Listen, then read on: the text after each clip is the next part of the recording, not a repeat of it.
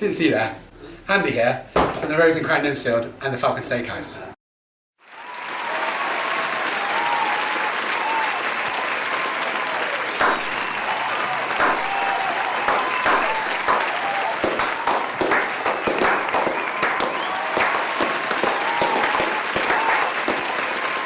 Now the first steak we're going to come to is the sirloin. Now, known as the New York strip across the pond, the sirloin is cut from the strip loin and it has a rim of fat going around the top side of the steak, which keeps it nice and creamy. Someone on the bar wants to use the charger, is that right? Yeah, mate, that's fine. Yeah. Now we've got the showstopper, the king of steaks, the fillet steak. Our best selling steak, and there's a big reason why. It's the tenderest, most buttery steak on our menu. It hasn't got much fat, so we don't recommend it cooked more than medium. Andy's asking if they can bring a dog into the restaurant next Tuesday. Is it a guide dog? Sorry, is that a guide dog? Oh, that's good. Yeah, that's great. No. Well, no. It's a bloody restaurant, Harvey. What's next? Bring the cat in? Hey, little woman, bring a bloody Shetland pony in?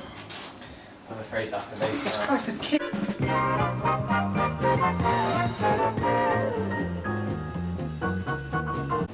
And now we have the ribeye steak. Now the ribeye steak is taken from the fore ribs, and the ribeye steak is the fattiest steak we do, but because it's fatty it is the most flavourful, but we don't recommend that it's cooked any less than medium rare, because blue and rare you won't actually cook out the fat in the steak and you'll get like a chewy lump of fat when you're eating. Andy, table 1 don't want desserts, they've got a cake. They've got a cake? Yeah, someone's birthday. Yeah, well, we make a living out of selling desserts. That's what he told me. Alright, well they'll be bringing their mains next week. You know, what's next? Table 4 is going to bring their own pizza. You know, get it delivered in. Now next we come to the T-bone steak. T-bone steak... Andy, that table of 4 is now 5, but it's alright, they brought their own chair. Right. So next we come to the T-bone steak. Now the T-bone steak is actually 2 steaks in one. On one side you've got the sirloin steak and the other side you've got the fillet steak. So we've gone through those 2 steaks, so pretty much you're getting the best of both worlds, but it's separated by a T-shaped bone. That's why it's called T-bone. It is a little trickier to cook than the other ones because the fillet steak does cook quicker than the sirloin steak.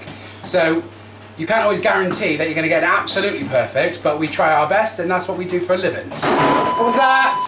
Nothing, boss. Now last but not least, you've got the rump steak. Now even though it's not as tender as a sirloin or a fillet, what you do get is bags of flavour. You get this nice rich beefy taste, and because it's a little bit firmer than the others, you want to cook it at least to medium rare to make sure that it's as tender as a steak can be. Now the chef's... What? Table for 3 people? Yeah? It's not 3 people. Oh Jesus Christ, there's a horse in the restaurant!